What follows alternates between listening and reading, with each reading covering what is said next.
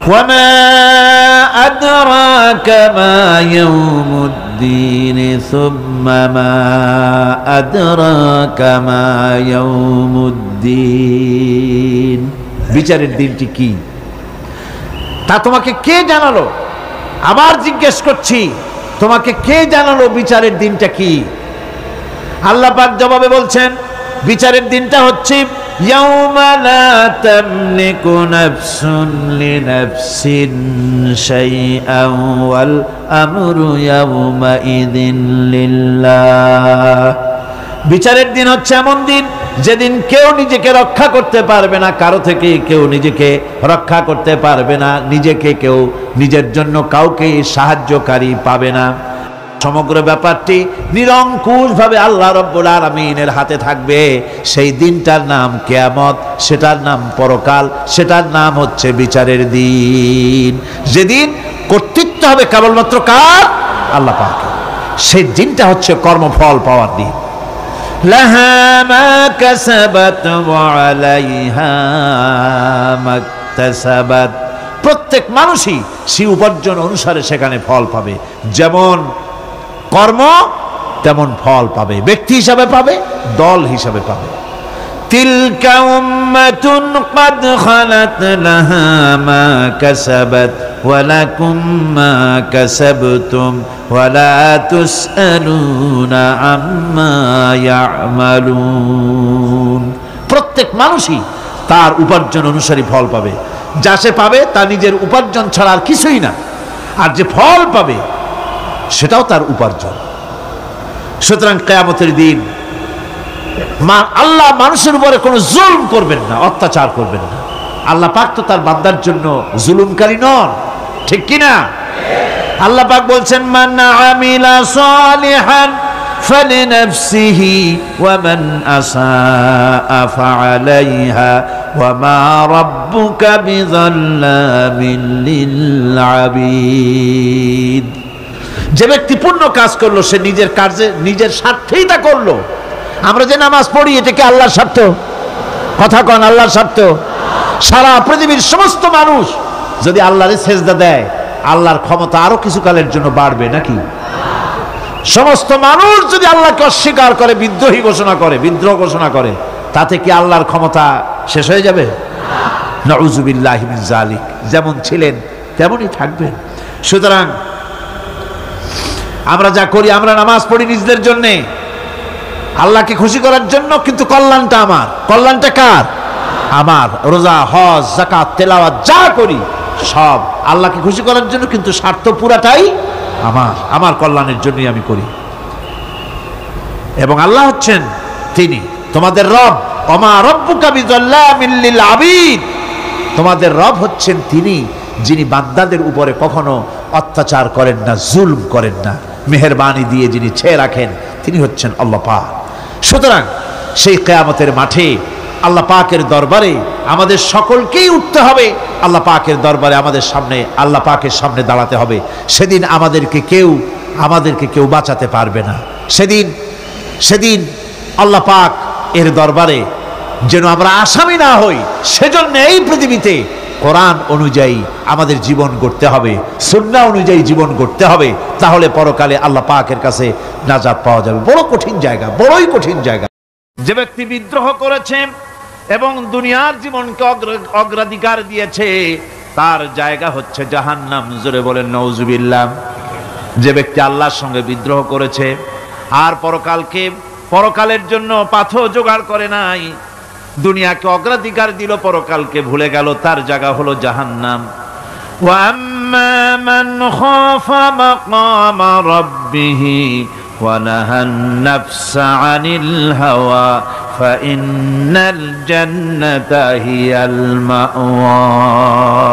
আর যে ব্যক্তি আপন প্রভুর সামনে উপস্থিত হওয়াকে ভয় করেছে এবং আপন প্রবৃত্তিকে লালসা মুক্ত করেছে, লালসার হাত থেকে রক্ষা করেছে, আল্লাহ রাব্বুল আলামিন কিয়ামতের দিন তার জন্য রেখে দিয়েছেন জান্নাত। তার জন্য কোন জায়গা? জান্নাত। আমাদেরকে পরকাল ভিত্তিক জীবন যাপন যদি করি, তাহলে কবরের জবাবগুলি খুব আসান হবে। আর যদি পরকাল ভিত্তিক জীবনযাপন না হয়, কবরটা মুসিবত হয়ে যাবে। হযরত ওসমান রাদিয়াল্লাহু তাআলা আনহু কবরের কাছে গিয়ে খুব কাঁদতেন। সাহাবায়ে কেরাম প্রশ্ন করেছেন, হুজুর, রাসূল করিম সাল্লাল্লাহু আলাইহি ওয়াসাল্লাম যখন জান্নাত ও জাহান্নামের ওয়াজ করেন তখনও তো এত বেশি আপনি কাঁদেন না, যত বেশি কাঁদেন কবরের কাছে এসে, কারণ কি? হযরত ওসমান রাদিয়াল্লাহু তাআলা আনহু বলতেন, আমার সাথীরা, আমি আমার হাবিবের কাছে, আল্লাহ রাব্বুল আলামিনের রাসূলের কাছে আমি শুনেছি এই কবরটাই হলো প্রথম স্টেশন, এই কবরটাই হলো প্রথম ইমিগ্রেশন কাউন্টার। এই জায়গায় যদি কেউ ধরা পড়ে যায়, কারো যদি চার্জশিট হয়ে যায়, সব জায়গায় ধরা পড়ে যাবে, হাসরে মিজানে সিরাতে কোনো জায়গায় নাজাত পাবে না। আর এই কবরটা যদি কেউ মুক্তি পেয়ে যায়, মিজান সিরাত হাসর সব জায়গা থেকে আল্লাহ তারে ভালোভাবে পার করে দিবেন। এটা হলো আসল জায়গা, মারাত্মক জায়গা, খুব মারাত্মক জায়গা। আমি এটাকে ইমিগ্রেশন কাউন্টার বলেছি আমার ভাষায়। ইমিগ্রেশন কাউন্টার যারা বিদেশ ভ্রমণ করেছেন তারা জানেন। লন্ডন যাবেন, আমেরিকা যাবেন, সৌদি আরব যাবেন, যে কোনো বিদেশে যাবেন, গেলেই পাসপোর্ট তারা দেখবে। পাসপোর্টে আপনার ন্যাশনালিটি কোনটা সেটাই তারা জানতে চাইবে। আপনি কোন দল করেন এটা তারা জানতে চাইবে না। আপনি কোন ভাষায় কথা বলেন তাও তাদের জানার দরকার নেই। প্রথমেই তারা আপনার ন্যাশনালিটি দেখবে, আপনার আইডেন্টিটি কি তারা জানতে চাইবে। তারপরে যদি স্যাটিসফ্যাক্টরি হয় আপনাকে ভিসা দিয়ে ভেতরে ঢুকবার ব্যবস্থা করে দেবে। আর যদি তারা স্যাটিসফাইড না হয় তাহলে আপনাকে মেহমানখানায় ঢুকানো হবে গ্রেফতার করে।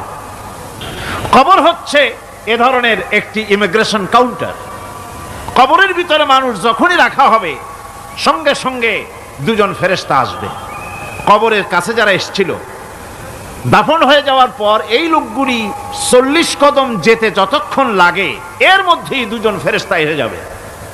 এসে জিজ্ঞেস করবে, মান রব্বুকা, তুমি কোন দল করতে? ওটা তাদের জানার দরকার নাই।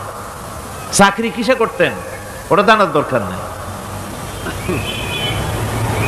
ব্যবসা করতেন না চাকরি করতেন প্রয়োজন নেই। প্রথমেই জিজ্ঞাসা করা হবে ন্যাশনালিটি, প্রথমেই জিজ্ঞাসা করা হবে তার ন্যাশনালিটি সম্পর্কে, তার আইডেন্টিটিটা কি, এবং সেটাকে সত্যায়িত করার জন্য, বোঝার জন্য 3টি প্রশ্ন। প্রথম প্রশ্ন, মান রব্বুকা ওয়া মা দীনুকা ওয়া মান নাবিয়্যুকা, তোমার রব কে, তোমার দ্বীন কি, তোমার নবী কে। যদি এই ব্যক্তি বেঈমান হয়, মুনাফিক হয়, সে বলবে হায় হাতা লা আদরি, হায় হাতা লা আদরি, জানি না আমার রবকে, আমি জানি না। তোমার দিন কি, দিন কারে কয় বুঝি না। এরপরে আল্লাহর নবী জনাবে মুহাম্মদ রাসূলুল্লাহ সাল্লাল্লাহু আলাইহি ওয়াসাল্লামকে দেখানো হবে, বলা হবে মা কুনতা তাকুলু ফি হাদার রাজুল, এই ব্যক্তি সম্পর্কে তোমার ধারণা কি নিকে, বলবে আমি চিনি না। নাউযুবিল্লাহ। বাস, এরপরে তার যা হবার তাই শুরু হয়ে যাবে। আর যদি বান্দাটা মুমিন হয়, প্রশ্ন করা হবে মান রব্বুকা, জবাব দেবে রব্বি আল্লাহ, আমার রব আল্লাহ রাব্বুল আলামিন। ওয়া মা দীনুকা, দীনুনা ইসলাম, আমার দিন হচ্ছে ইসলাম। এরপরে আল্লাহর নবীকে দেখানো হবে। কয়েক রকমের বর্ণনা আছে। কোন বর্ণনায় আছে হুজুরের আকারে দেখানো হবে, অথবা রাসূলকে সরাসরি দেখানো হবে। বলা হবে মা কুনতা তাকুলু ফি হাদার রাজুল, এই লোকটি সম্পর্কে ধারণা কি। মুমিন ব্যক্তি বলবে হাদা নবিয়ুনা মুহাম্মাদুর রাসূলুল্লাহ সাল্লাল্লাহু আলাইহি ওয়াসাল্লাম, ইনি আমার তো সেই নবী মুহাম্মাদুর রাসূলুল্লাহ সাল্লাল্লাহু আলাইহি ওয়াসাল্লাম। আমরা যেন এই রকমের জবাব দিতে পারি, আল্লাহ কবুল করো। সকলে জোরে কোন আমিন। জবাব হয়ে যাওয়ার পর গায়ব থেকে আওয়াজ আসবে, ফাফরিশু বিল জান্নাতি ওয়ালবিসু বিল জান্নাহ, ও আমার ফেরেশতারা, আমার এই বান্দাকে জান্নাতের পোশাক পরাইয়া দাও আর কবরটাকে জান্নাতের বিছানা বিছাইয়া দাও। জান্নাতের পোশাক পরাইয়া দাও, জান্নাতের বিছানা বিছাইয়া দাও। ইলা মাদ্দা বাসারিহি, তার চোখের দৃষ্টি যতদূর যায় কবরটা ততটা প্রশস্ত করে দাও। এরপর বেহেশতের পোশাক পরাইয়া বেহেশতের বিছানা বিছায়া ফেরেশতা বলবে, নম কানাউমুল উরুস, ঘুমিয়ে যাও। দুলামিয়া যেমন বাসর সজ্জায় নতুন বউ নিয়ে আরামে ঘুমায়, এরকম আরামে ঘুমায় যাও। ইলা ইয়াউমিল কিয়ামা, কিয়ামত পর্যন্ত ঘুমায় থাকো, আরামে ঘুমিয়ে থাকবে। এরপরে সিংগায় ফুৎকার হবে, সিংগার ফুৎকারের আওয়াজে তার ঘুম ভেঙে যাবে। বলবে, ইয়া ওয়াইলানা মান বা'সানা মিন মারকাদিনা, হায় আফসোস, আমার এত আরামের ঘুম থেকে কে আমাকে জাগ্রত করলো, আমার ঘুমটারে নষ্ট করলো কে? আওয়াজ আসবে, হাদা মা ওয়াদার রহমান ওয়া সাদাকাল মুরসালুন, এটা হচ্ছে রহমানের সেই ওয়াদা, আর মুরসালিনরা নবীরা সত্য কথাই বলেছিলেন, সেই কিয়ামত অনুষ্ঠিত হচ্ছে। আমার বন্ধুগণ, সেজন্য এই দুনিয়ার মোহে পড়ে থাকলে পরে দুনিয়ায় যারা অগ্রাধিকার দিবে দুনিয়াকে পরকালের তুলনায়, জবাব দিতে পারবে না কবরের ভিতরে গিয়া। আর যারা পরকালকে অগ্রাধিকার দিবে, দুনিয়ার চাইতে পরকালকে বেশি অগ্রাধিকার দেবে, আর আল্লাহর ভয় কলিজার ভিতরে রাখবে, কবরের জবাব সঠিকভাবে দিতে পারবে, কিয়ামতের দিন আল্লাহ রাব্বুল আলামিন তাদের জন্য জান্নাত দান করবেন। জোরে বলেন আমিন। দুনিয়াটা হচ্ছে দুনিয়া যেখানে আমরা আছি। আমি আগেই বলেছি, দুনিয়া হচ্ছে আদনা শব্দ থেকে এর উৎপত্তি হয়েছে, তুচ্ছ নিকৃষ্ট, এটার দাম নাই, এটার মূল্য নাই। হযরত ইবনে কাইয়িম রাহিমাহুল্লাহ, নওয়ারাল্লাহু মারকাদাহু ওয়া জাআলাল জান্নাতা মাথওয়াহু, হযরত ইবনে কাইয়িম তিনি বলছেন, সুন্দর করে বলছেন দুনিয়া সম্পর্কে, মা মাদা ফিদ দুনিয়া আহলামুন ওয়া মা বাকিয়া মিনহা আমানি ওয়াল ওয়াক্তু বাইনাহুমা দায়ুন। মা মাদা ফিদ দুনিয়া আহলামুন, জীবনের যে অংশ ফেলে এসেছি সেটা আজ একটা স্বপ্ন। ওয়া মা বাকিয়া মিনহা আমানি, আর জীবনের যে অংশ সামনে বাকি আছে সেটা এখন একটা আকাঙ্ক্ষা। ওয়াল ওয়াক্তু বাইনাহুমা দায়ুন, আর এর মাঝখান থেকে সময় সব চলে যাচ্ছে। কত বড় কথা চিন্তা করেছেন? জীবনের যে অংশ ফেলে এসেছি তা আজকে স্বপ্ন, তা আজ কি বলেন? স্বপ্ন। আর সামনে যা আছে সেটা আকাঙ্ক্ষা, আর মাঝখান থেকে সময় সব চলে যাচ্ছে। এরপরে তিনি বলছেন, وَمَنْ يَسْحَبِ الدُّنْيَا يَكُنْ مِثْلَ قَابِضٍ عَلَى الْمَاءِ خَانَتْهُ فُرُوجُ الْأَصَابِعِ। দুনিয়াদারের অবস্থা হচ্ছে এই, কেউ যদি দুই হাতে পানি খামসায় ধরে, দুই হাতে কি ধরছে বলেন? দুই হাতে পানি খামসায় ধরেছে, খুব মজবুত করে ধরেছে, 2 মুঠ পানি, বলেন থাকবে কতটুকু? কতটুকু থাকবে? 1 ফোঁটাও থাকবে না, কারণ তার আঙ্গুলের ফাঁক তার সাথে খেয়ানত করবে, আঙ্গুলের ফাঁক দিয়া পানিগুলি সব বেরিয়ে চলে যাবে। সুতরাং দুনিয়া যারা চায় তারা ঠিক পানি খামসায় ধরলে পানি যেমন হাতের ভেতর থেকে খেয়ানত করে চলে যায়, যারা দুনিয়া চায় দুনিয়াও তাদেরকে ভাবে ফাঁকি দিয়ে চলে যায়। তবুও দুনিয়ার মায়া মানুষের এত বেশি। আল্লাহর নবী বলেন, লাউ কানা লি ইবনি আদামা ওয়াদিন মিন যাহাবিন লাহাব্বা ইয়াকুনা লাহু সানিন, এই পৃথিবীতে যদি কাউকে একটা মাঠ ভরে যদি সোনা দেওয়া যায়, লোকটা বলবে, রব্বুল আলামিন, আমি যদি আরেকটা মাঠ এরকম সোনা ভরা পেতাম। দ্বিতীয় আরেকটা মাঠ দেওয়া হলে আবার বলবে, যদি তৃতীয় আরেকটা মাঠ সোনা ভরে যদি পেতাম। নবীজি বলেন, ওয়ালা ইয়ামলাউ জাওফু ইবনু আদামা ইল্লা তুরাব, মানুষের পেট 3.5 হাত মাটি ছাড়া, কবরের মাটি ছাড়া মানুষের পেট ভরবে না। আরো চাই, আরো চাই, চাওয়ার কোনো শেষ নাই। মানুষ এভাবে করে দুনিয়ার মহব্বতে এমনি পাগল হয়ে যায়, শুধু দুনিয়ার মহব্বত, পরকালকে বেমালুম ভুলে যায়। আমি কিন্তু এই কথা বুঝাতে চাই নাই যে পরকালের মহব্বতে, পরকালের ভয়তে বা পরকালের জন্য দুনিয়া আপনি বাজার ঘাট, বেচা কিনা, ব্যবসা বাণিজ্য সবকিছু ভুলে যান, না তা নয়। ভুল বোঝার কোনো কারণ নাই। পরকালকে অগ্রাধিকার দিতে হবে, মানে দুনিয়াটা চিরস্থায়ী জায়গা নয়। চিরস্থায়ী হচ্ছে কোনটা? আখিরাত। চিল্লা এখন কোনটা? সুতরাং এখানে যা করতে হবে, আখিরাতে জবাবদিহিমূলক জীবন যাপন করতে হবে। আপনি ব্যবসা করবেন, ওজনে কম দিতে পারবেন না। আপনি খাদ্যে ভেজাল দিতে পারবেন না, চুরি করতে পারবেন না, ডাকাতি করতে পারবেন না, জেনা করতে পারবেন না, বদমাশি করতে পারবেন না, মদ খেতে পারবেন না, সন্ত্রাসী হতে পারবেন না, হাইজাকার হতে পারবেন না, চাঁদাবাজ হতে পারবেন না, মুনাফাখোর হতে পারবেন না, আপনি চোরা কারবারি হতে পারবেন না, ঘুষখোর হতে পারবেন না, সুদখোর হতে পারবেন না। এই সব কাজ পরকালকে বিশ্বাস করলেই এ সমস্ত কাজ থেকে মানুষ বিরত থাকতে পারে। কথা ঠিক কিনা? এটাই হচ্ছে পথ। সুতরাং এই পৃথিবী থাকবে না, এটা কি চিরকাল থাকবে? না, এর একটা পরিসমাপ্তি ঘটবে। যেমন করে সারা বছর লেখাপড়া করার পর কলেজে, বিশ্ববিদ্যালয়, মাদ্রাসায়, হাই স্কুলে, সব জায়গায় সারা বছর লেখাপড়া করার পর যেমন পরীক্ষা দেওয়ার একটা দিন আসে, সারা বছর ব্যবসা করার পর হিসাব নিকাশ করার যেমন একটা সময় আসে,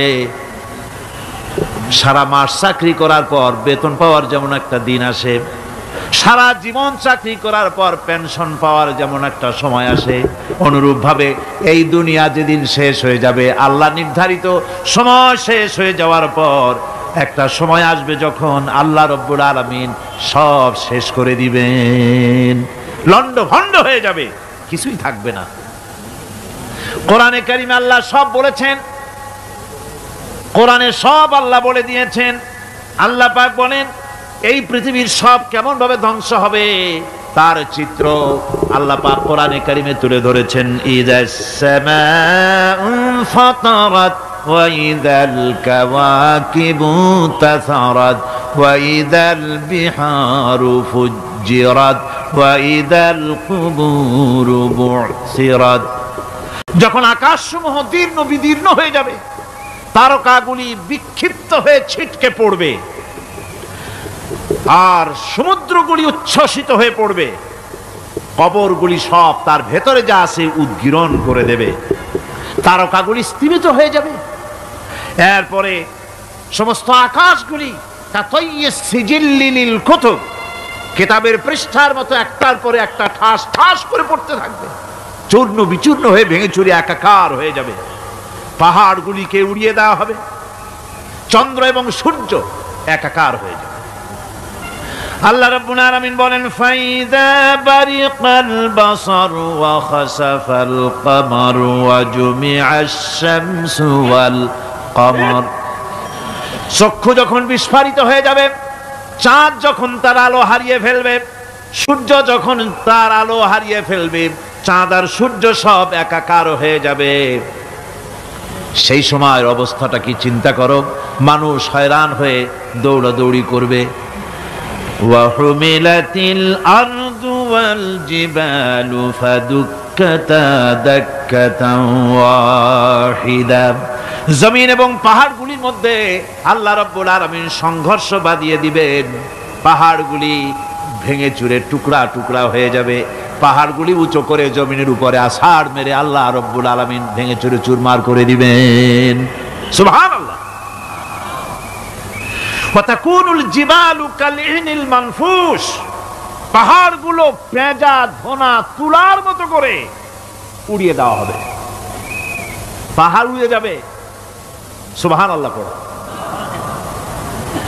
পাহাড় পাথরের তৈরি করা পাহাড়, এই পাহাড়গুলি তুলার মতো হয়ে উড়বে কিভাবে? আমি এই দৃশ্য নিজের চোখে কিছুটা হলেও দেখছি। আজ থেকে 10 দিন আগে আমি ইতালি সফর করে এসেছি। ইতালির রাজধানী রোম। রোম প্রাচীন সভ্যতার লালন ভূমি। কোরআনে কারিমে সূরায়ে রোম রয়েছে, এই রোম সেই রোম। এখানের বাদশার কাছে রাসূল করিম সাল্লাল্লাহু আলাইহি সাল্লাম হেরাক্লিয়াসের কাছে চিঠি পাঠিয়েছিলেন। সেই রোম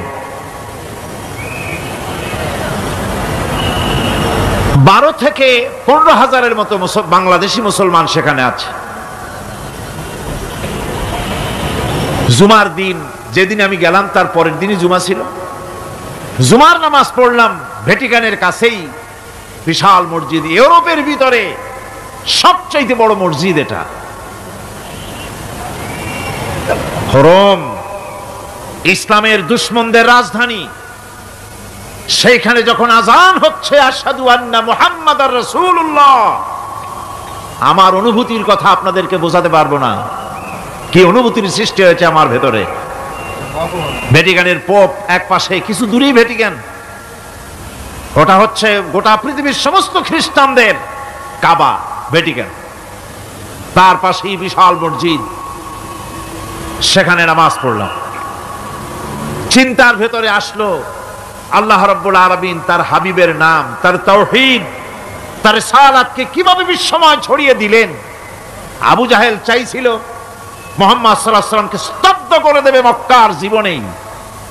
কত বদনাম, সাহের, কাহেন, কাযযাব, শায়ের, নাউযুবিল্লাহি মিন যালিক, কত গালাগালি করলো। আর আল্লাহ শোনালেন, হাবিব চিন্তার কোনো কারণ নাই, ওয়ারাফা'না লাকা যিকরাক, আমি আপনার প্রশংসা বিশ্বময় ছড়িয়ে দেব। সুবহানাল্লাহি ওয়া বিহামদিহি। রোম প্রোগ্রাম শেষ করে আমাকে তারা নিয়ে গেল, যেটা আমি বলছি সফর কাহিনী শোনাবার সময়টা না, যেহেতু এর সঙ্গে প্রাসঙ্গিক সেজন্য বলছি। পাহাড় কেমনে তুলার মতো হয়ে উড়বে তার নজির দেখেছি। রোম শহর থেকে 300 মাইল দূরে, 300 কিলোমিটার দূরে নেপোলিয়ান বোনাপার্ট তার বাড়ি, এবং ওটা তার নামই একটা প্রভিন্স। ভূমধ্য সাগরের পারে ভিসুভিয়াস, পৃথিবীর সবচাইতে বড় আগ্নেয়গিরি, সেটা দেখাতে নিয়ে যাওয়া হলো আমাকে। যে পাহাড়টা পৃথিবীর মাটি থেকে তার চূড়া হচ্ছে 3 মাইল উঁচু, এর 2 মাইল গাড়িতে করে ঘুরে ঘুরে যাওয়া যায়, এরপর আর গাড়িতে যাওয়া যায় না, বাকিটুকুন যেতে হবে হেঁটে হেঁটে। পাহাড়ের উপরে অক্সিজেন কম, বেশ কষ্ট হচ্ছিল উঠতে। জীবনে প্রথম পাহাড়ে চড়েছি জাবালে নূর, রাসূল করিম সাল্লাল্লাহু আলাইহি সাল্লামের উপরে যেখানে ওহী হয়েছিল সর্বপ্রথম। পাহাড় চড়ার একটা অভিজ্ঞতা ওখান থেকে আমার কিছুটা হয়েছিল। খুব কষ্ট হলো বাকি 1 মাইল উঠতে। যখন ভিসুভিয়াসের একদম শীর্ষে চলে গেছি, সেখানে গিয়ে আমার সাথে 15-20 জন লোক ছিল। আমি নিজেই আল্লাহু আকবার বলে আমার গলা থেকে আওয়াজ বেরিয়ে গেল। আমি দেখতে পেলাম ভিসুভিয়াসের শীর্ষে বিশাল গর্ত। আমার মনে হয় গর্তটা এই মাঠের 1/4 হবে, এই মাঠের 1/4 হবে গর্তটা। সেই গর্তটার গভীরতা হচ্ছে 1.5 কিলোমিটার। এইখান থেকে পাথরগুলি উত্থিত হয়েছে, আগ্নেয়গিরি পাথর আগুনে গলে লাভা হয়ে এগুলি পাহাড় বেয়ে উপচে পড়েছে, চতুর্দিকে 12 মাইল ছড়িয়ে গিয়েছে। আমার মনে পড়লো ওয়াকুদুহান নাস ওয়াল হিজারা, জাহান্নামের আগুনের ইন্ধন হবে মানুষ আর পাথর। আমি সেখানে সেজদায় পড়ে গিয়া কানলাম আর বললাম, আল্লাহ জাহান্নামের আগুন হারাম করে দিও আমাদের জন্য। পাথর কিভাবে গললো, গলে পাথরগুলি গলে পুড়ে চতুর্দিকে পড়েছে, আর ছিটকেছে, চতুর্দিকে ছিটকে পড়েছে। সেই পাথরগুলি ছিটকে ছিটকে যেগুলি পুড়ে পড়েছে, সেগুলিকে দূরে সাদা রঙের বলে মনে হয়, কোনোটা সাদা কোনোটা কালো, মনে হয় যেন তুলার মতো হয়ে পড়ে আছে চতুর্দিকে। 1944 সনে তৃতীয়বারের মতো ভিসুভিয়াস অগ্নিগিরি যে অগ্নি উৎপাত করে, তাতে আশেপাশের 12 মাইল এলাকা এফেক্টেড হয়ে যায়। পাথরগুলি গলে এভাবে বিধ্বস্ত করে দিয়েছে। এখান থেকে এখানে জোহরের নামাজ, আসরের নামাজ আমরা পড়লাম, আল্লাহর কাছে খুব দোয়া করলাম, এখনো ধোঁয়া উঠতেছে, এখনো পাহাড়ের ফাটল দিয়ে ধোঁয়া উঠছে। একজন হাত দিয়ে আমাকে বলল যে খুব গরম লাগে ধোঁয়াগুলি। ওখানকার লোকেরা বলল যে ভেতরে এখনো আগুন আছে, তবে সুপ্ত, যে কোনো মুহূর্তে আবার তা জাগ্রত হতে পারে। আমরা সেখান থেকে নেমে এলাম। একটু কিছু দূর গিয়েই সেখানে হলো পম্পেই শহর। এই পম্পেই শহরটা হচ্ছে ঈসা আলাইহিস সালামের জন্মের 2000 বছর আগে এই শহর তৈরি হয়। ঈসা আলাইহিস সালামের জন্মের 179 বছর পর ভূমিকম্প হয়। সেই ভূমিকম্পে গোটা পম্পেই শহরটা পৃথিবীর মানুষের চোখের আড়াল হয়ে যায়, ধ্বংস হয়ে যায়, মাটির তলায় গরক হয়ে যায়। আজ থেকে 200 বছর আগে মাটি খনন করতে গিয়ে এই শহর আবিষ্কৃত হয়। পুরা শহরটা খুঁড়ে তারা বের করেছে। 180 হেক্টর জমিনের উপরে এই বিশাল শহর। ঘুরে ঘুরে দেখলাম, গাড়ি চলে না সেখানে, পায়ে হেঁটে দেখতে হলো। প্রশস্ত রাস্তা। আজ থেকে 4000 বছর আগের মানুষেরা রাস্তা বানাতে জানতো পাথর দিয়ে, এবং রাস্তার দুধারে তাদের ছিল ফুটপাত, পানির ব্যবস্থা, নগরায়নের সব রকমের সুযোগ সুবিধা। তারপরে সেখানে বিচারালয়, এরপরে দোকানপাট, বাজারঘাট, সবকিছুর ব্যবস্থা রয়েছে। বিশাল বিশাল পাথরগুলি দিয়ে পিলার তৈরি করা। ভাবলাম এই পিলারগুলি, এই পাথরগুলি তারা কিভাবে ক্রেন ছাড়া এত উপরে উঠালো কি করে, আমার মাথায় আসলো না। পাথর কেটে কেটে সুন্দর সুন্দর অঙ্কন শিল্প তারা করেছে। এরপরে ঘুরতে ঘুরতে বাদশার রাজার বাড়িতে গিয়ে ঢুকলাম।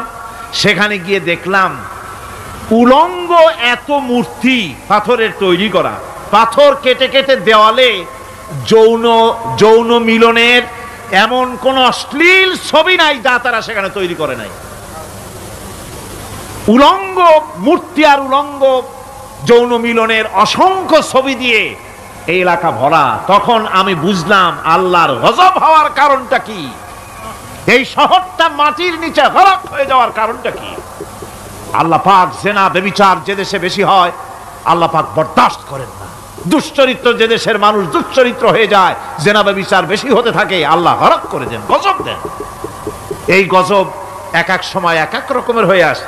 কখনো মাটির নিচে দাবায় দেন, কখনো মহামারী, কোন দেশে কলেরা, কোন দেশে জলোচ্ছ্বাস, কোথাও ভূমিকম্প, আর সর্বশেষ এই জেনা ব্যভিচারের জন্য আল্লাহ পাকের চূড়ান্ত এই যৌনতার অশ্লীলতার জন্য চূড়ান্ত গজব বর্তমান বিশ্বের জন্য এইডস।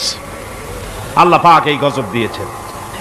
বন্ধুগণ, আমি সেই জায়গা, আমি সেখানে যা দেখলাম যে আল্লাহ পাক পাহাড়গুলিকে কিভাবে উড়াবেন, এটা অস্বীকার করার কোনো উপায় নাই। বিশ্বাস তো করতামই। তবে হযরত ইব্রাহিম আলাইহিস সালাম যেমন বলেছিলেন, রব্বি আরিনি কাইফা তুহিল মাউতা, আয় আল্লাহ তুমি মরাকে চিন্তা করবা কেমনে। আল্লাহ পাক বলেন আওয়ালাম তুমিন, তুমি বিশ্বাস করো না? ইব্রাহিম আলাইহিস সালাম বললেন বালা, অবশ্যই বিশ্বাস করি, ওয়ালাকিন লিয়াতমাইন্না কলবি, যদি চোখে দেখতাম তাহলে আমার অন্তরাত্মা খুব ঠান্ডা হতো। আল্লাহ রাব্বুল আলামিন চোখে দেখায় দিলেন জিন্দা কেমনে মুর্দা হবে, মুর্দা কেমনে জিন্দা হবে, আল্লাহ দেখায় দিলেন। পাহাড় উড়ায় দিবেন আল্লাহ রাব্বুল আলামিন। একথা কলিজার মধ্যে এটার উপর ঈমান বিশ্বাস, কিন্তু আল্লাহ চোখে দেখাইছেন, ঈমান আরো মজবুত হয়েছে, যা ছিল আরো মজবুত হয়েছে। সুবহানাল্লাহ। আল্লাহর ভয়তে কলিজা কেঁপেছে। আমি পাহাড়ের উপরে কেঁদেছি, যার যার হয়ে কেঁদেছি। বন্ধুগণ, আল্লাহ সুবহানাহু ওয়া তাআলা এই জন্য বলেছেন কুল সিরু ফিল আরদ, আমার জমিন ঘোরো, ভালো করে দেখো, কাইফা কানা আকিবাতুল মুকাজ্জিবিন, মহাসত্যকে যারা অস্বীকার করেছে তাদের পরিণতি আমি কি করে দিয়েছি, এগুলি চোখে ভালো করে তাকায় দেখো। আমার বন্ধুগণ, সুতরাং এই পৃথিবীর অবসান হবে, এই পৃথিবী ধ্বংস হবে, এই পৃথিবী চূড়ান্তভাবে শেষ হয়ে যাবে। ও হ্যাঁ, আরেকটি কথা বলতে হয়, সেটা হচ্ছেই যে এই রোম থেকে আর একটু দূরে 900 মাইল দূরে হচ্ছে সিসিলি। 900 মাইল দূরে, সেখানে এই সিসিলি মুসলমানেরা শাসন করেছিল 350 বছর। সেই সিসিলিতে রয়েছে 360টা মসজিদ মুসলমানদের করা। সমস্ত মসজিদগুলি আজ তালা বন্ধ, একটা মসজিদও খোলা নাই। সেখানকার মুসলমানেরা ওয়াজ শুনতে এসেছিল রোমে। আমি তাদের জন্য পরামর্শ দিয়েছি যে গভর্নমেন্টের কাছে তোমরা দাবি জানাও যে অন্তত একটা মসজিদের দরজা আমাদের জন্য খুলে দাও। রোমের অবস্থানরত প্রবাসী বাংলাদেশি মুসলমানেরা আমাকে বলেছে, তাদের অনেকের বাড়ি চট্টগ্রামেও আছে, আমাকে বলেছে তাদের চোখে পানি আসছে বলার সময় যে চিরময়ের তাফসীর মাহফিল যখন আসে কলজাটা কাঁদতে থাকে যাওয়ার জন্য। তো যাওয়া তো সম্ভব না এত দূর থেকে, আমাদের সালাম বলে দিবেন যত লোক আসবে, আর আমাদের জন্য দোয়া করতে বলবেন যেন এই রোমের ভিতরে আমরা ইসলামের আদর্শের ভিত্তিতে আমরা যেন চলতে পারি। আপনারা দোয়া করুন তাদের জন্য। ভাইরা আমার, এই পৃথিবী একদিন পরিসমাপ্তি ঘটবে এবং আল্লাহর দরবারে আমাদেরকে উঠতে হবে এবং সেখানে আমাদের বিচার হবে। সেখানে আমাদের কি হবে? বিচার হবে। আল্লাহ পাক বিচারটাকে নির্ভুল করার জন্য, সঠিক করার জন্য প্রত্যেকের গলায় আমলনামা ঝুলায় রাখছেন। এখানে রেকর্ডের ব্যবস্থা করা হয়েছে। আল্লাহ পাক বলছেন, ওয়া কুল্লা ইনসানিন আলজামনাহু তাইরাহু ফি উনুকিহি ওয়া নুখরিজু লাহু ইয়াওমাল কিয়ামাতি কিতাবান ইয়ালকাহু মানশুরা। আল্লাহ পাক বলেন, প্রত্যেকের ভালো মন্দ কর্মফল, কর্মলিপি আমি তার গলায় ঝুলায় রেখেছি।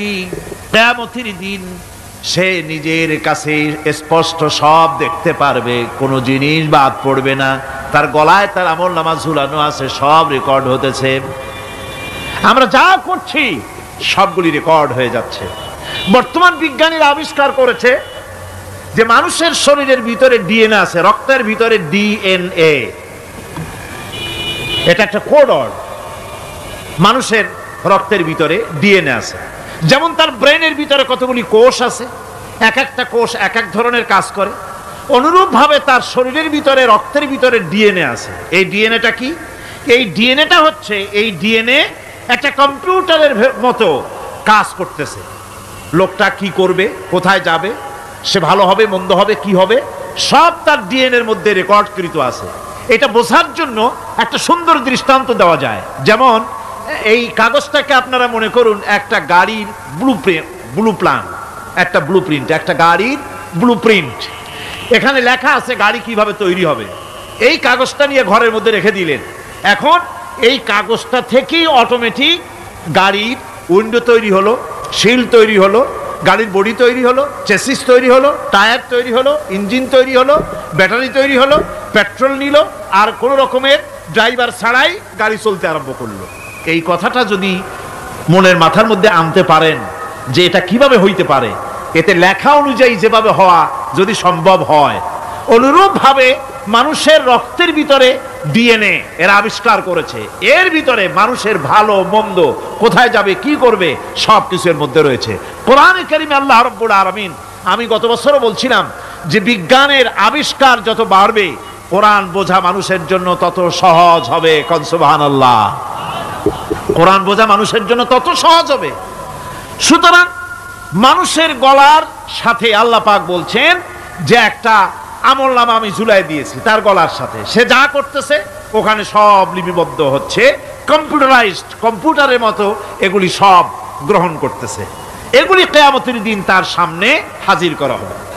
কিয়ামতে যখন আমলনামা তার সামনে দিয়ে বলা হবে, ইকরা কিতাবাকা কাফা বিনাফসিকাল ইয়াওমা আলাইকা হাসিবা, তাকে বলা হবে নিজের কর্মলিপি নিজেই পড়ো, আজ তুমি তোমার নিজের হিসাব নিতে যথেষ্ট।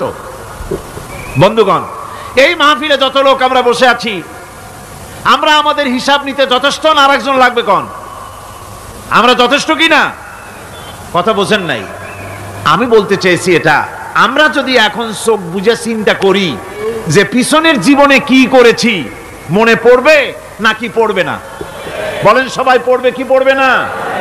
ছোটবেলায় কবে পায়ের নিচে কাটা ফুটেছিল, কবে কোথায় আছাড় খেয়েছিলেন, কবে কার বেল তাল আম কাঁচা আম চুরি করে খেতে গিয়ে কিল খেয়েছিলেন, তাড়া খেয়েছিলেন, তা কি এখন মনে নাই? আছে। তাহলে কিল ওই তাল বেল চুরি করতে গিয়ে যে কিলটা খাইছিলেন সেটাও মনে আছে, ভালো মন্দ সব মনে আছে। তাহলে কোন হোটেলের রুমে কি করছিলেন, কোন স্কুলে কোন কলেজে কি করছিলেন, তারপরে জীবনে ছোট বড় ঘটনাগুলি সব বুঝতে মনে পড়বে না? এবার হিসাব করেন, মনে যদি পড়ে এবার হিসাব করেন আপনি জান্নাতি না জাহান্নামে। আপনি আপনার নিজের হিসাব নেওয়ার জন্য যথেষ্ট। তাকে হিসাব করতে বলা হবে, তোমার হিসাব, তোমার নিজের হিসাব নেওয়ার জন্য তুমি যথেষ্ট, তোমার হিসাব তুমি নিজেই করো, এটা পড়ো। আর সেই কিয়ামতের দিন কোনো সাহায্যকারী মিলবে না। লান তানফাকুম আরহামুকুম ওয়ালা আওলাদুকুম ইয়াউমাল কিয়ামা। লান তানফাকুম, কিয়ামতের দিন কোনো ফায়দা হবে না, অবশ্যই কোনো ফায়দা হবে না, কোনো উপকারে আসবে না। কিয়ামতের দিন তোমার সন্তান, তোমার স্ত্রী, তোমার মাল, তোমার সম্পদ কোনো উপকারে আসবে না কিয়ামতের ময়দানে। সেদিন সব তোমার সাথে বিচ্ছেদ করবে, সব পালায় যাবে। সেখানে উৎকোষেরও কোনো কারবার নাই যে ঘুষ টুস দিয়া, ফেরেশতাদের কোনো রকম বুঝবাজ দিয়া, আলাদা কোনো চোরাগলি পথ দিয়া একেবারে ফুট করে ভেসতে চলে যাবেন, এমন কোনো সুযোগ নাই। অনেকে বলে হুজুর এমন কিছু দোয়া শিখায় দেন যাতে ওই সব জেহাদ বোমা এগুলি খুব ভয় পাই, ও সব রাস্তা টাস্তা না, খুব সহজে কিছু দোয়া দুরুদ করিয়া আস্তে করে জান্নাতে চলে যাওয়া যায়, এরকম একটা দোয়া, এরকম একটা পথ বলে দেন। আমি বলি ভাই, এরকমের কোন চোরাগলি আমার রাসূল আবিষ্কার করতে পারেন নাই, আল্লাহর পয়গম্বরের ওই ধরনের কোন পথ আবিষ্কার করতে পারেন নাই। সেখানে কিয়ামতের দিন কাউকে উৎকোষ গ্রহণ করার কেউ নাই, উৎকোষ দেওয়া যাবে না। আর উৎকোষ দিবি নেবা কি, আপনার কাছে কিছু নাইও, থাকলেও নেওয়ার কেউ নাই। এই দুনিয়ায় ফাঁকিবাজি করে বহুত কিছু করা যায়, কিন্তু কিয়ামতের মাঠে এগুলি কিছুই চলবে না। আল-ইয়াওমা লা ইয়ানফা'ু মালুন ওয়ালা বানুন, কিয়ামতের দিন ধন সন্তান সন্ততি আর সম্পদ কোনো কাজে লাগবে না। সেদিন শুধু আমল, আমল যদি ভালো হয় কাজে লাগবে, আমল খারাপ হবে সব শেষ হয়ে যাবে।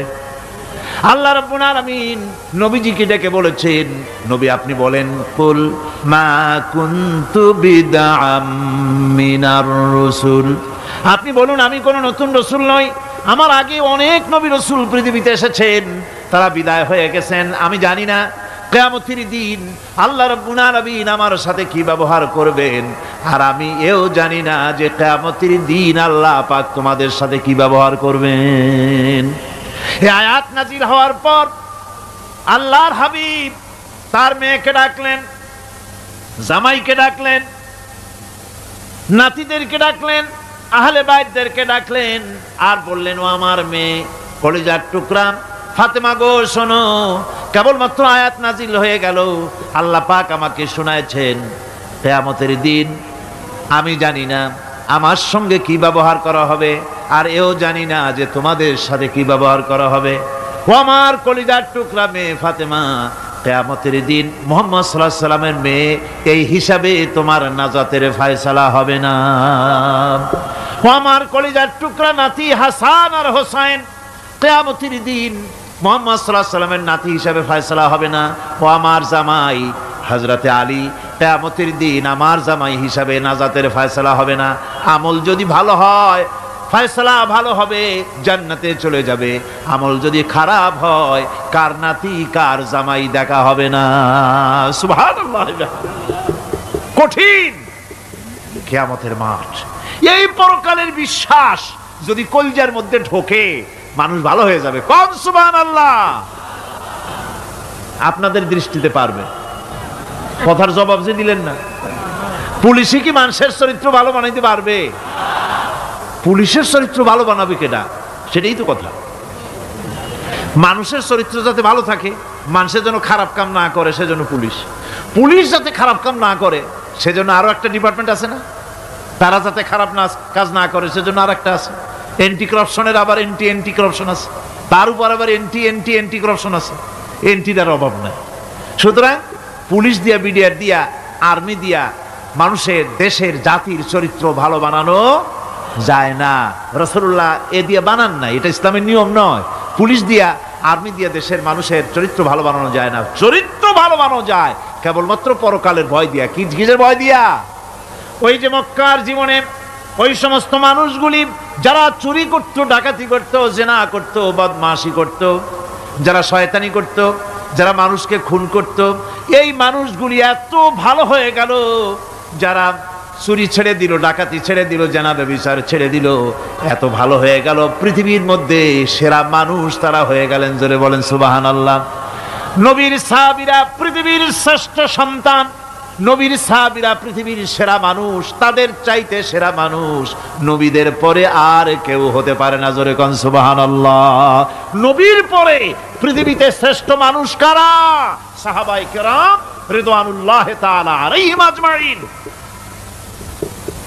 ওনারা তো কুফরের মধ্যে ছিলেন, শিরকের মধ্যে ছিলেন, চুরি ডাকাতি জেনা ব্যভিচার এমন কোনো পাপ নাই যা করা হয়নি।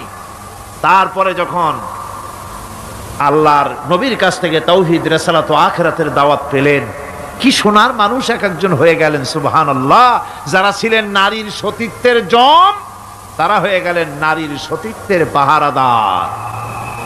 যারা মানুষের মাল চুরি করত, ডাকাতি করত, তারা রাতভর মানুষের মালের পাহারা দিল, মানুষের রক্তের পাহারা দিল। সুবহানাল্লাহ বিহামদি। রক্ত সম্পদের পাহারা দিল। রাসূল বললেন খায়রুল কুরুনে কারনি, সর্বশ্রেষ্ঠ যুগ তো আমার যুগ। বন্ধুগণ, এরপরে একটা জীবন আসবে ওই কিয়ামতের ময়দানে। এই পরকালের বিশ্বাসটা গুরুত্বপূর্ণ ব্যাপার। আমাদের সব কিছুর হিসাব দেওয়া লাগবে। আল্লাহ পাক বলেন ইন্নাস সামআ ওয়াল বাসারা ওয়াল ফুআদা কুল্লু উলাইকা আনহু মাসউলা। নিঃসন্দেহে মানুষের শ্রবণ শক্তি, দর্শন শক্তি এবং তার অন্তঃকরণের কল্পনা সম্পর্কে আল্লাহ রাব্বুল আলামিনের কাছে জিজ্ঞাসিত হতে হবে। কান দিয়া কি করেছিলা, চোখ দিয়া কি করেছিলা, মুখ দিয়া কি করেছিলে, হাত দিয়ে কি করেছিলে, সব কিছুর জবাব আল্লাহ রাব্বুল আলামিনের কাছে দিতে হবে। সবটার জবাব দিতে হবে, কোনো কিছু বাদ যাবে না। এমনকি মনের ভিতরে যে কল্পনা আমরা করি, এই কল্পনার হিসাবও আল্লাহর দরবারে দিতে হবে। কোরআনে কারীম বলছেন ওয়া ইন তুবদু মা ফি আনফুসিকুম আও তুখফুহু ইউহাসিবকুম বিহিল্লাহ। মনের ভিতরে তুমি যেটা কল্পনা করো সেটা প্রকাশ করো, অথবা তুমি গোপন রাখো, যাই তুমি করো না কেন আল্লাহ রাব্বুল আলামিন এর হিসাবও তোমার কাছে নেবেন। ফায়াগফিরু লিমান ইয়াশা ওয়া ইউআযযিবু মান ইয়াশা ওয়াল্লাহু আলা কুল্লি শাইইন কাদির। মহান আল্লাহ পাক বলেন, করার পর তোমার মনের ভিতরে কি কল্পনা করেছিলে ওইটার হিসাব আমি নেব। হিসাব নেওয়ার পর যারে খুশি ক্ষমা করে দেব, যাকে খুশি শাস্তি প্রদান করব। সবকিছুর উপরে আল্লাহ রব্বুল আলামিন শক্তিমান, সব তিনি করতে পারেন, সমস্ত কুদরত রয়েছে তার। সুতরাং মানুষদেরকে, আল্লাহর বান্দাদেরকে বিশ্বাস করতে হবে যে আমার কোনো কথা বাদ যাবে না। কথাগুলি রেকর্ড হচ্ছে, কথা রেকর্ড হচ্ছে। আমি যে ওয়াজ করতেছি এই কথাগুলি রেকর্ড হচ্ছে নাকি হচ্ছে না? অনেক টেপ রেকর্ডার রেকর্ড হচ্ছে, অডিও ভিডিও হচ্ছে। আজ থেকে 50 বছর পর যদি এই রেকর্ড বাজানো হয়, আমাকে যদি বলা হয় যে আপনি অমুক জায়গায় অমুক কথা বলেছেন, আমি যদি বলি না আমি কথা বলি নাই, তারপরে যদি রেকর্ড বাজানো হয়, তাহলে আমি কথা যে বলি নাই যদি বলি, তাহলে এটা ধরা পড়বে না? সেখানে ধরা পড়বে না? তাহলে এই মানুষের কথা প্লাস্টিকের ফিতায় রেকর্ড করে 50 বছর, 100 বছর, 200 বছর, 500 বছর যদি প্লাস্টিকের ফিতায় এটাকে চলচ্চিত্র করে অথবা টেপ রেকর্ডারে করে যদি ধরে রাখা যায়, এই বুদ্ধিটা কে দিলেন কন্ত দেখি? সবাই কন্যা এই বুদ্ধিটা দিলেন কে? যে আল্লাহ রাব্বুল আলামিন মানুষের মাথায় বুদ্ধি দিলেন, যার দ্বারা সে মানুষের কথাবার্তা অ্যাক্টিভিটি সব ধরে রাখতে পারে।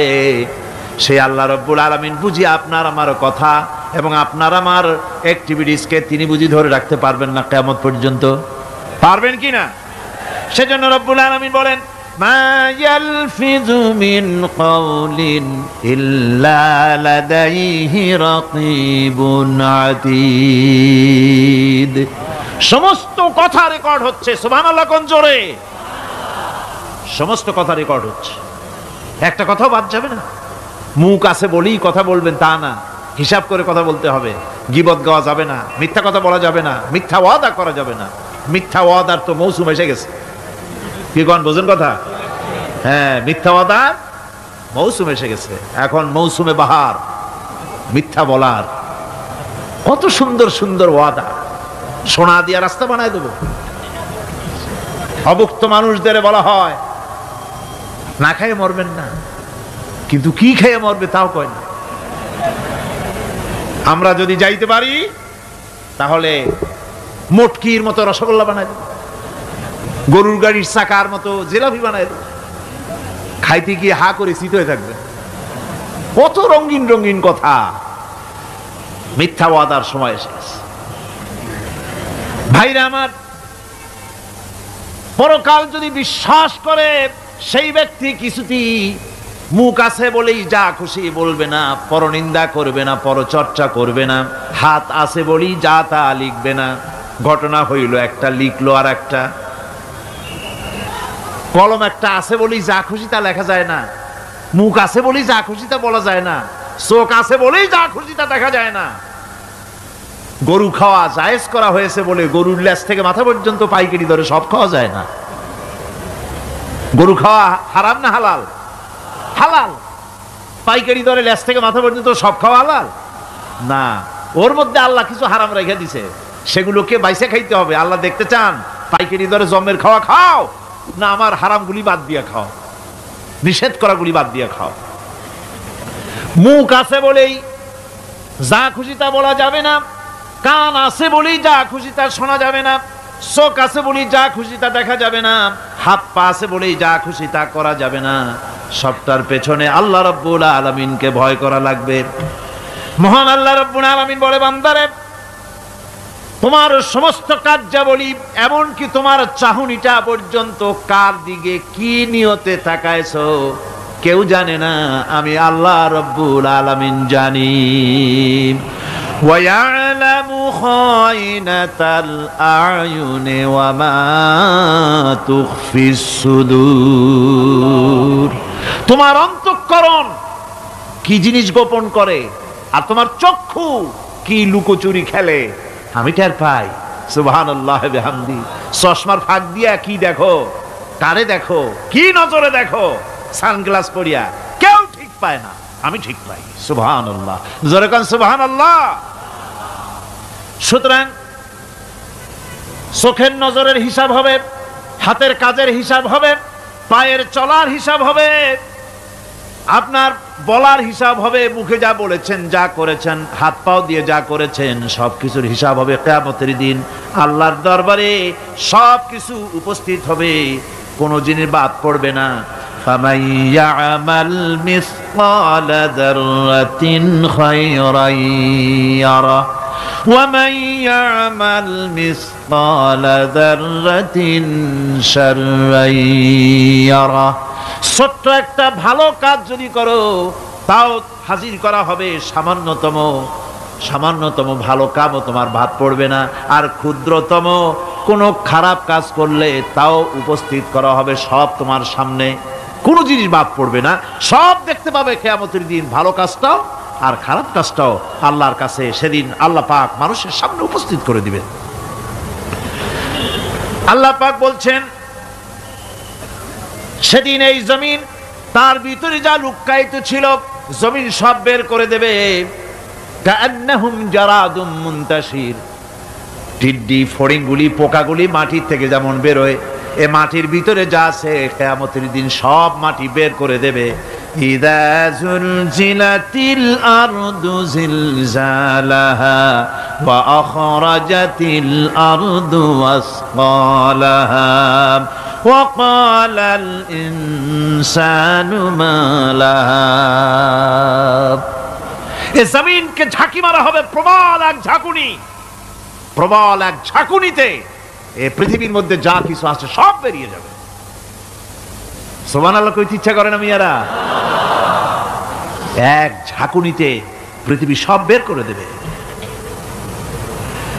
মানুষ হয়রান হয়ে বলবে কি হয়েছে, এ মাটির হলোটা কি? আমার বন্ধুগণ, মানুষ হয়রান হয়ে গিয়ে বলবে মাটির কি হলো? আল্লাহ রাব্বুল আলামিন বলেন ইয়াউমাইযিন তুহাদ্দিসু আখবারাহা বিআন্না রাব্বাকা আওহালাহা। জমিনের উপরে যা ঘটেছে জমিন তা সব বের করে দেবে, সব প্রকাশ করে দেবে। আর এটা এই জন্য হবে যেহেতু তার রবের হুকুম হয়েছে, তার রব হুকুম করেছে বের করে দে। জমিনের ভিতরে আছে যা সব বেরিয়ে যাবে, আকাশ ভেঙে পড়বে, পাহাড় উড়ে যাবে, জমিনের ভিতরে যা আছে সব উপরে চলে আসবে, পৃথিবীতে সব শেষ, কিচ্ছু নাই, আকাশ নাই, পাহাড় নাই, সমুদ্র নাই, সব একাকার, চন্দ্র নাই, সূর্য নাই, তারকা নাই, গ্যালাক্সি নাই, মহাশূন্য নাই, সব শেষ। আল্লাহ রাব্বুল আলামিন সমস্ত ফেরেশতাদেরকে শেষ করে দিবেন, সকলের মওত হয়ে যাবে, কেউ আর থাকবে না। এমনকি হযরতে আজরাইল মালাকুল মউত তিনিও থাকবেন না, সব আল্লাহ রাব্বুল আলামিন মৃত্যু করে দিবেন। এরপরে আল্লাহ রাব্বুল আলামিন একা তিনি বলবেন ইয়া দুনিয়া, ইয়া দুনিয়া আইনা আনহারুকি, এ পৃথিবী তোর সেই সমুদ্রগুলি কোথায়, নদীগুলি কোথায়? ইয়া দুনিয়া আইনা আশজারুকি, হে দুনিয়া তোমার গাছগুলি কোথায়? এত বন বনানি, এত গাছ ছিল। ইয়া দুনিয়া আইনা জিবালুকি, হে পৃথিবী তোর জমিনে যত পাহাড় ছিল পাহাড়গুলি কই? যত স্বৈরাচার ছিল জমিনের উপরে, যারা স্বৈরাচারী মনোবৃত্তি নিয়ে মানুষ ধ্বংস করেছে, দেশ ধ্বংস করেছে, মায়ের বুক খালি করেছে, ওই স্বৈরাচারগুলি কই? কোনো জবাব নাই। আল্লাহ পাকের পরে বলবেন লিমানিল মুলকুল ইয়াউম, কার রাজত্ব? আজকে রাজত্বটা কার? আল্লাহ তিনবার আওয়াজ দিবেন, আজকে রাজত্ব কার? আল্লাহ পাক যখন তিনবার করে ডাক দিবেন, কোনো জবাব নাই, কোনো জবাব নাই। কে জবাব দেবে? আল্লাহ রাব্বুল আলামিনের সামনে কার ক্ষমতা আছে কথা বলার? কেউ তো নাই, সব শেষ। আল্লাহ পাক বলবেন লিল্লাহিল ওয়াহিদুল কাহ্হার, একমাত্র পরাক্রমশালী আল্লাহ রাব্বুল আলামিনের রাজত্ব আজ। সেই হাসরের মাঠে আমাদের সকলকে উপস্থিত হয়ে যেতে হবে। কেউ আমরা এখান থেকে বাঁচতে পারবো না, সবাইকে উঠতে হবে। অপরাধীরা সেখানে অসহায় হয়ে যাবে, অপরাধীরা অসহায় হয়ে যাবে। আল্লাহ পাক বলেন ফাইদা জাআতিস সাখাতু ইয়াওমা ইয়াফিরুল মারউ মিন আখিহি ওয়া উম্মিহি ওয়া আবিহি ওয়া সাহিবাতিহি ওয়া বানিহি, অবশেষে যখন কান ফাটানো আওয়াজ আসবে, এই আওয়াজ সেদিন মানুষ নিজের মা বাপ ভাই বোন সব থেকে বিচ্ছিন্ন হয়ে যাবে, সব একের থেকে আরেকজন পালায় যাবে, হারায় যাবে, কেউ কাউকে আর খুঁজে পাবে না। সেদিন ওই কিয়ামতের মাঠে বিভীষিকাময় দৃশ্য, মানুষ হয়রান হয়ে যাবে। মাথার এক হাত অথবা অর্ধ মাইল অথবা এক বিগত এতটুকুন উপরে ওই প্রকাণ্ড সূর্যটার তাপ আসবে, গুনাহগারের মাথার চান্দি ফেটে গিয়া মগজগুলি গলে গলে নাক কান দিয়ে বের পড়তে লাগবে, জিহ্বাটা কুকুরের মতো ঝুলে নাভিস্থল পর্যন্ত পড়ে যাবে, মাটিটা সূর্যের উত্তাপে তামার মতো গরম হয়ে যাবে, সারা হাসর জুড়ে আওয়াজ হবে পানি পানি পানি। মানুষেরা হয়রান হয়ে যাবে সেই হাসরের ময়দানে। এই চরম কষ্টের ভিতরে আল্লাহ রাব্বুল আলামিন বলেন সেদিন দুটো ভাগ হয়ে যাবে, একদল মানুষের চেহারা আলোয় ঝলমল হয়ে যাবে, আর একদল মানুষের চেহারাগুলি কালো হয়ে যাবে। উজুহু ইয়াওমাইদিন মুসফিরাতুন দাহিকাতুন মুস্তাবশিরা ووجوه يومئذ عليها غبرة। আল্লাহ পাক বলেন এক শ্রেণীর মানুষের চেহারা হাস্যোজ্জ্বল ঝলমলে হয়ে যাবে, আর এক শ্রেণীর মানুষের চেহারাগুলি কালো হয়ে যাবে। তারহাকুহা কাতারা উলাইকা হুমুল কাফারাতুল ফাজারা। হাস্যোজ্জ্বল, স্বচ্ছন্দপূর্ণ, সুন্দর, উজ্জ্বল ঝলমলে চেহারা হবে ঈমান আনার কারণে, পরকালকে বিশ্বাস করার কারণে, আল্লাহ এবং রসুলের কথা অনুযায়ী জীবনযাপনের কারণে চেহারাটা উজ্জ্বল হয়ে যাবে। আর আল্লাহর নাফরমানি, রসুলের নাফরমানি, পরকালকে অস্বীকার করার কারণে কাফেরগুলির চেহারা, মুনাফিকগুলির চেহারা কালো হয়ে যাবে। তাদেরকে আলাদা করে দেওয়া হবে। আমতাজুল ইয়াওমা আইয়ুহাল মুজরিমুন, মুজরিমদেরকে আলাদা করে দেওয়া হবে, দুইটা ভাগ হয়ে যাবে। এই চরম অবস্থা সৃষ্টি হবে কিয়ামতের ময়দানে। সেদিন রাসূল করিম সাল্লাল্লাহু আলাইহি ওয়াসাল্লাম উম্মতের জন্য সুপারিশ করবেন। সেই সুপারিশ যেন আমাদের করতে পারেন, সেজন্য আমাদেরকে তৈরি করতে হবে, সে ধরনের যোগ্য আমাদেরকে বানাতে হবে। বন্ধুগণ, এই পরকালীন জীবন, এর সম্ভাবনা, এটা যে হবে এবং সেই পরকালে আমাদের সকলকে যে উঠতে হবে, কিয়ামতে আল্লাহর কাছে জীবনের সব কিছুর জবাবদিহি করতে হবে, এই ভীতি সৃষ্টি করতে চায় আল্লাহ পাক মানুষের ভেতরে। আল্লাহ পাকের চাইতে মানুষের কল্যাণকামী আর কেউ আছে? চিল্লায় কোন আল্লাহর চাইতে, বিশ্ববাসীর সৃষ্টি জগতের কল্যাণকামী আল্লাহর চাইতে, রাসূলের চাইতে বেশি কেউ কি আছে? সে আল্লাহ পাক সব বলে দিলেন, ওপেন সিক্রেট করে দিলেন, সব গোপন ফাঁস করে দিলেন। কেমনে বিচার হবে, কেমনে কিয়ামত অনুষ্ঠিত হবে, কেমনে কি হবে, সব খুলে খুলে আল্লাহ পাক বলে দিলেন আমাদেরকে ভালো হওয়ার জন্য। কোরআনে কারীম বলছে লাইসাল বিররা আন তুওয়াল্লু ওয়ুজুহাকুম কিবালাল মাশরিকি ওয়াল মাগরিব। পূর্ব পশ্চিমে মাথা ঘুরানো, সার নত করা, মাথা ঘুরানো, মুখ ঘুরানো, এটাই কিন্তু সৎ কাজ এবং পুণ্যবান হওয়ার, সৎ কাজ করার, নেককার হওয়ার জন্য যথেষ্ট নয়, বরং ওয়ালাকিন্নাল বিররা মান আমানা বিল্লাহি ওয়াল ইয়াউমিল আখির। প্রকৃতপক্ষে সৎকারী মুমিন, ভালো কাজ করা, প্রকৃত মুমিন, সত্যিকারের ভালো মানুষ, সত্যিকারের ইমানদার হওয়ার জন্য 10টি কাজ লাগবে। কয়টি কাজ? 10টি কাজ লাগবে। সেই 10টি কাজের একটি কাজ গত বছর আপনাদের খেদমতে আরজ করা হয়েছে, 2টি বলা হয়েছে, বাকি আজকে বললাম আর একটা, হয়ে গেল 3টা। বাকি আছে কয়টা? 7টা। বাকি আছে আরো 7টা। পরকাল ভিত্তিক জীবনযাপন যদি করতে পারি, তাহলে আমরা হব দুনিয়ার শ্রেষ্ঠ মানুষ। কোন আলহামদুলিল্লাহ।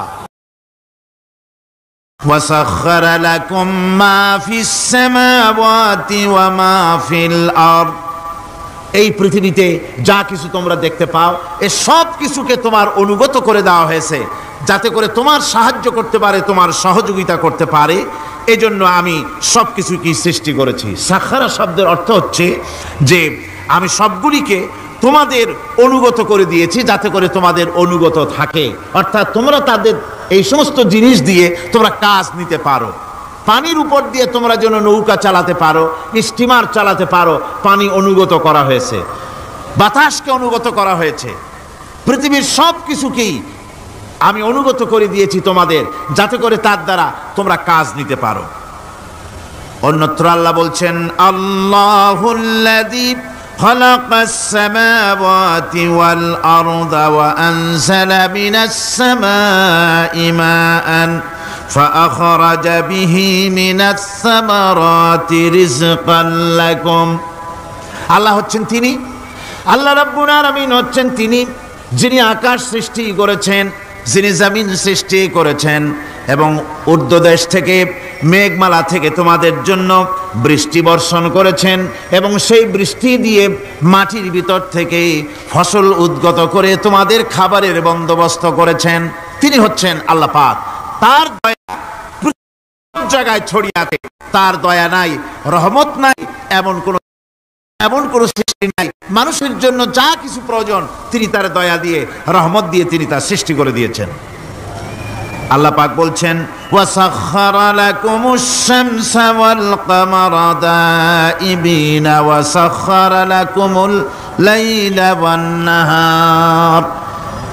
যিনি চন্দ্র সূর্যকে সৃষ্টি করেছেন এবং এগুলিকে নিয়ন্ত্রিত করেছেন, চাঁদ সূর্যকে সৃষ্টি করে নিয়ন্ত্রিত করে দিয়েছেন, তোমাদের সমস্ত প্রয়োজন তিনি মিটিয়ে দিয়েছেন। দেখুন, চাঁদ এবং সূর্যকে আল্লাহ পাক সৃষ্টি করেছেন এবং একটা রহমত, একটা কুদরত সেই চাঁদ সূর্যের মধ্যে দান করেছেন।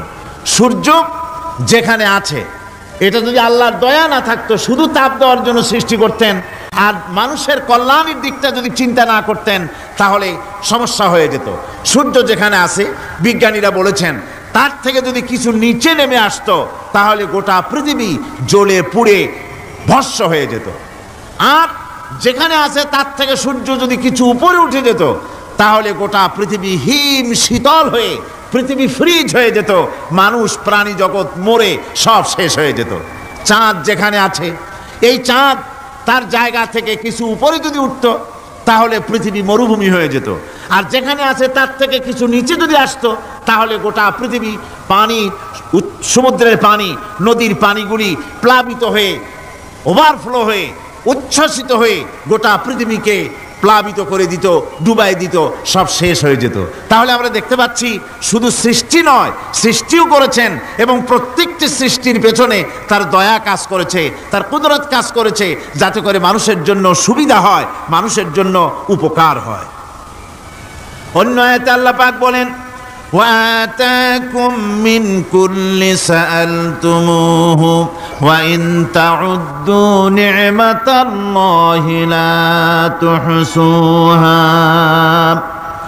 আল্লাহ পাক বলেন, তিনি তোমাদের প্রতি এত দয়াবান, আল্লাহ তোমাদের প্রতি এত দয়া রাখেন, এত মেহেরবানি করেন যে তোমাদের সমস্ত চাহিদা তিনি পূরণ করেছেন। তোমাদের জীবনে যা দরকার সব তিনি পূরণ করেছেন, এত পূরণ করেছেন, তোমরা যদি আল্লাহ পাকের নেয়ামতগুলি যদি গণনা করো, ওয়া ইন তাউদ্দু নি'মাতাল্লাহি লা তুহসুহা, আমার নেয়ামতগুলি যদি গুনতে থাকো, গুনে গুনে আমার নেয়ামত শেষ করতে পারবে না। সুবহানাল্লাহি ওয়া বিহামদিহি।